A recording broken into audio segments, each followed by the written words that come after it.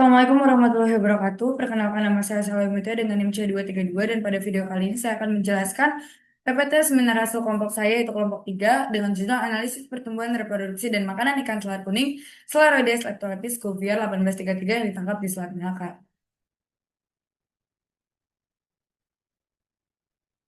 Selanjutnya, untuk latar belakang, biologi perikanan merupakan ilmu yang mempelajari tentang sifat hayati ikan dan faktor lingkungannya untuk mendukung sumber daya ikan yang berkelanjutan.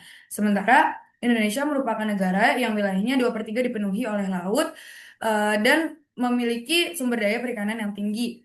Salah satu wilayah perikanan yang penting yaitu adalah Selat Melaka, yang mana pada wilayah ini memiliki jalur pelayaran yang padat dan ekologis yang tinggi. Selanjutnya, pada wilayah ini juga memiliki banyak sekali ikan selar kuning karena dianggap memiliki nilai ekonomis yang tinggi dan juga banyak ditangkap oleh masyarakat.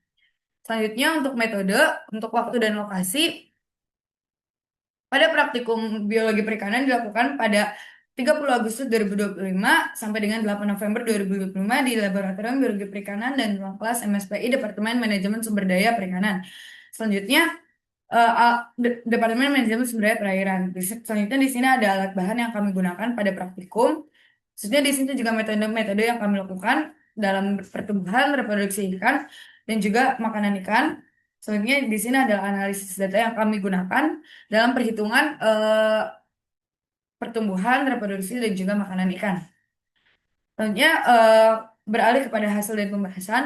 Untuk tabel distribusi frekuensi panjang itu didominasi oleh selang kelas 132 sampai dengan 140. Selanjutnya untuk eh, grafik hubungan panjang bobot didapatkan nilai determinasinya sebesar 0,3466. Untuk tabel pola pertumbuhan pada bulan Maret dan September didapatkan hasil yang sama yaitu alometrik negatif, sedangkan pada bulan Juni pada jantannya isometrik, sedangkan pada betinanya alometrik negatif, dan sedangkan pada total didapatkan hasil yang sama juga yaitu isometrik. Selanjutnya pada tabel hubungan panjang bobot pada jantan dan betina itu yang mendapatkan nilai determinasi tertinggi yaitu pada bulan yang sama itu pada bulan September pada jantan dengan jumlah 0,7701 sedangkan pada betina 0,6575. Dan untuk grafik faktor kondisi itu paling tinggi pada bulan Juni dengan rentang 1, sedangkan pada Maret dan September memiliki nilai yang sama yaitu di rentang 0,8 sampai dengan 1. Selanjutnya, untuk tabel nisbah kelamin itu didapatkan hasil yang tidak seimbang karena pada perhitungan chi-square, X-hat-nya itu lebih besar daripada X-tab. Selanjutnya pada grafik EKG, pada jantan didominasi oleh TKG 1 dan pada betina oleh TKG 3. Selanjutnya pada IKG itu didominasi pada jantan TKG 4, sedangkan pada betina itu TKG 3. Nah, beralih kepada grafik fekunditas didapatkan pada jantan itu 0,1056 nilai determinasinya sedangkan betina 0,037. Selanjutnya pada grafik diameter telur ada di sini terlihat terdapat satu puncak yaitu pada selang kelas 0,009 sampai dengan 0,016 yang mengartikan bahwa ikan selar kuning itu memiliki eh, ini pola pertumbuhan yang total seuner. Selanjutnya untuk makanan ikan, pada total didapatkan makanan utamanya Pleurosigma, pada jantan tidak memiliki makanan utama, sedangkan pada betina itu juga makanan utamanya yaitu Pleurosigma. Untuk tabel luas relung didapatkan pada jantan BA-nya 0,0026 dan pada betina 0,003634, pada jantan 0,0026 yang mana mengindikasikan bahwa ikan selar kuning merupakan ikan yang selektif dalam mencari makanan. Untuk tabel tumpang tindih didapatkan hasilnya itu 0,9608, sedangkan untuk tabel hubungan volume dan panjang itu nilai determinasinya untuk jantan 0,35%, untuk betina 0,75%, dan untuk total itu 0,32%.